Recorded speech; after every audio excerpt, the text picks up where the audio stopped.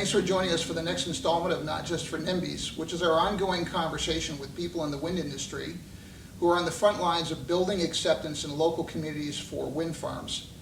With me today is Will Eberle. He is the Director of Government Relations and External Affairs for E.ON North America. Will was one of our original participants in this analysis, and we're delighted to have him back. Will, thanks for joining us. Thanks for having me, Mike. Great to be here.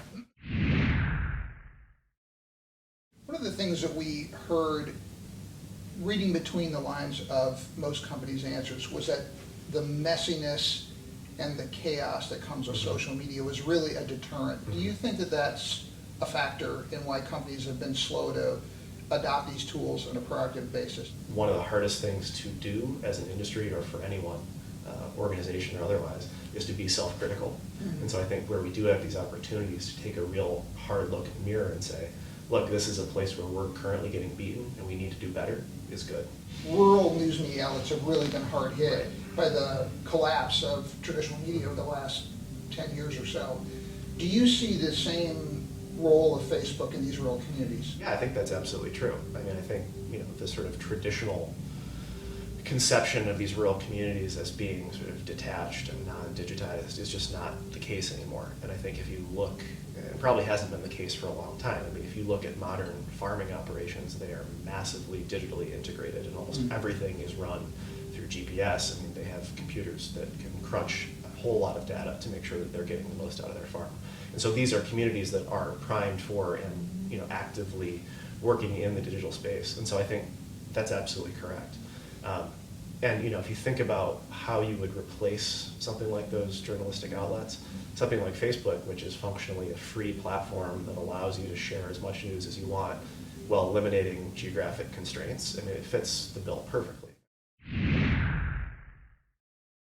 Some industry CEOs might be listening to people like you and say, well, that's great, but this is a brand new frontier. No one's had to wrestle with these problems before, so it's going to be expensive and time consuming for us to basically create a success path. What would you say to that? Yeah, I would disagree with that. There is an answer to this that's already out there, and it comes from a world that I came from in my previous job, which is politics, right? I mean, this is functionally, you're fighting a political campaign at a local level. And so there's a model out there. I mean, political campaign professionals exist for a reason. It's because they know how to do these things. And I think infusing some of that knowledge base into the industry will be very helpful, because that takes some of the fear out of it, knowing that there is a model out there that is well developed, that works, that you can transfer over, and I think can show some good results.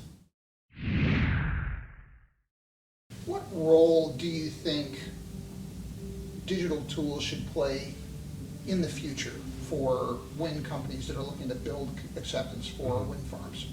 There's no question that I think as the industry we are not doing the job we need to do to get our message out there, to meet people where they are, which in this case is on Facebook, on Twitter, on things like Instagram, Snapchat. I mean, there are really interesting ways we can get out there and start integrating these tools into our normal development efforts, and I think make those tools then the new normal. We've had some people in the wind industry say the problem with Facebook in particular and social media in general is that it's an emotionally driven medium. And our side, that is the pro side, if you will, has to deal in facts and numbers and cannot get into emotional food fights online. Whereas the opponents have an easier job. They can distort, they can use emotional arguments. Do you think that that's an overwhelming reason to be cautious about social media? I think it's not, and I think the answer comes in realizing what those numbers that we talk about actually mean to people, right? I mean, those numbers are emotional to some people when it comes to extra money for your farm.